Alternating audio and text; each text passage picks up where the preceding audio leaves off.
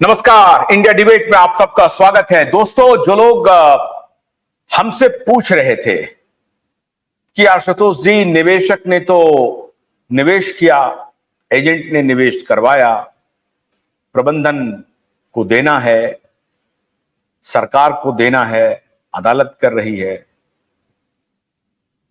आप क्यों इस मुद्दे को उठा रहे हैं? हमारे एक मित्र थे, वरिष्ठ मित्र थे महाराष्ट्र से, वो कह रहे थे कि आप उस मुद्दे को क्यों उठा रहे हैं।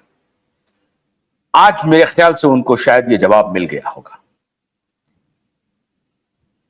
क्यूवाइब नेटवर्क के अनथक कैंपेन, लगातार कैंपेन के बाद हमारे नेटवर्क को अलग अलग मुद्दों पर जबरदस्त सफलता मिलती जा रही है। सहारा के निवेशकों के मुद्दों को हमने उठाया और आज 2 साल से अनवरत हम लगे हुए हैं इस मुद्दे पे। उसके बाद सहारा निवेशकों के साथ साथ पर्ल्स ग्रुप और जो दूसरे कंपनी है उसके भी मुद्दे को हम उठाने वाले हैं। लेकिन सहारा के मुद्दों को जब हमने उठाना शुरू किया तो कोई मैदान में नहीं था। किसी मीडिया की हिम्मत नहीं हो रही थी कि इस मुद्दे को छुआ जाए, उठाया जाए। सहारा निवेशकों का जो संगठन था वो भी मायूस थे, निराश थे, गुटों में विभाजित हो रहा था। हमने सबको साथ लाने की कोशिश की। हमने कहा कि प्रबंधन से भी आप डायलॉग शुरू कीजिए, विमर्श शुरू कीजिए। उन्होंने अपने स्तर से की होगी लेकिन कामयाबी नहीं मिली। हमने कहा कि सरकार को यह जवाब देना होगा और जब चुनाव के पहले हमारा दबाव बना, निवेशकों का साथ मिला और हम निवेशकों के साथ खड़े हुए,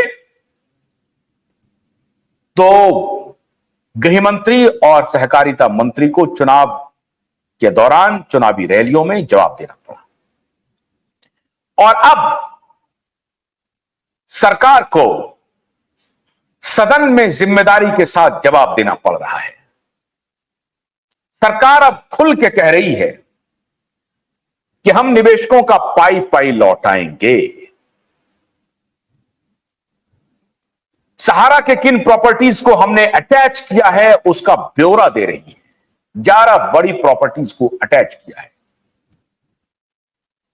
और जिन प्रॉपर्टीज को अटैच किया गया है उसके लीगैलिटी को, उसकी कितनी मजबूती है, बाजार में कैसे उसका ऑक्शन किया जाए, क्या प्रक्रिया है, इस पर बातचीत चल रही है। यह जिम्मेदारी के साथ आज वित्त मंत्री ने कहा, एमओएस ने कहा, minister of state, ministry of finance Chaudhary ji ने कहा और वित्त मंत्री निर्मला सीतारमण जी ने कहा। और ये क्यूवाइब नेटवर्क की एक बड़ी सफलता है। क्यूवाइब नेटवर्क लगातार इस मुद्दे को एक मिशन के रूप में उठाता रहा है और आगे भी उठाएगा। लेकिन आज मुझे लगता है कि क्यूवाइब नेटवर्क का जो भी मिशन था वो कामयाब हो गया जब पहली बार देश के वित्त मंत्री को और देश के वित्त राज्य मंत्री को सदन में, पार्लियामेंट में जवाब देना पड़ा। कभी उनको अपने ही सांसद का और कभी विपक्षी सांसद के प्रश्नों का जवाब देना पड़ा और वो मजबूर हो गई और मजबूर हो गए वित्त मंत्री निर्मला सीतारमण और वित्त राज्य मंत्री, दोनों मजबूर हो गए जवाब देने पर। मैं आपको पूरे डिटेल में जवाब दिखा रहा हूं, लेकिन जो लोग हमसे सवाल कर रहे थे कि आशुतोष जी आपका क्या, आज मैं उनको जवाब देना चाहता हूं कि मेरा क्या और मेरे अभियान का क्या प्रतिफल हुआ। सितंबर 2023 में हमने जनता की महाअदालत लगाई। अक्टूबर नवंबर से पूरे देश भर में जनता की महाअदालत का असर यह हुआ कि देश भर के निवेशक, देश भर के कार्यकर्ता और खुद सहारा प्रबंधन भी, जो सोई हुई मुद्रा में थे, जग के सामने आ गए और सबको एक आस मंद गई कि हमारा पैसा हमें मिलेगा। और आज वो लड़ाई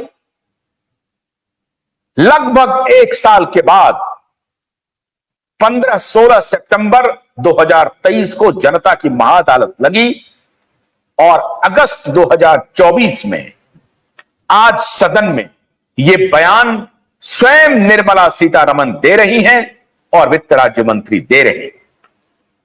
हमारा अभियान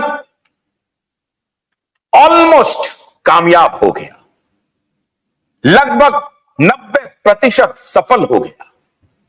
जब हमने सरकार को घुटनों पर ला दिया, हमने सरकार को कहा कि आपको बयान देना पड़ेगा, और जब विपक्षी नेताओं के ऊपर दबाव पड़ा, भारतीय जनता पार्टी के सांसदों के ऊपर दबाव पड़ा, तो उनको लगा कि अब इस मुद्दे को सदन में पूछे बगैर रहा नहीं जा सकता है।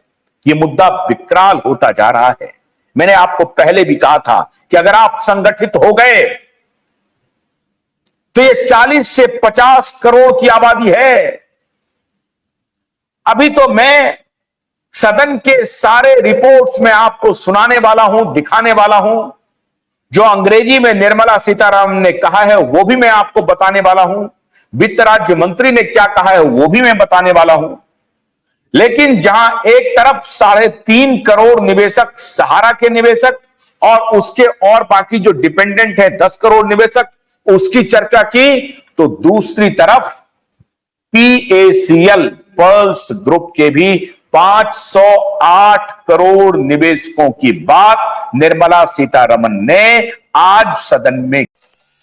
गन्ने की कड़ी बुनियाद, जिसे मराठी में खुड़किया और कुछ उत्तर भारत के क्षेत्रों में खुटकी भी कहा जाता है, उसे केवल भोलानाथ का 2-in-1 बैटरी ऑपरेटेड हार्वेस्टर कम ब्रश कटर आसानी से और बिना रुकावट के काट सकता है।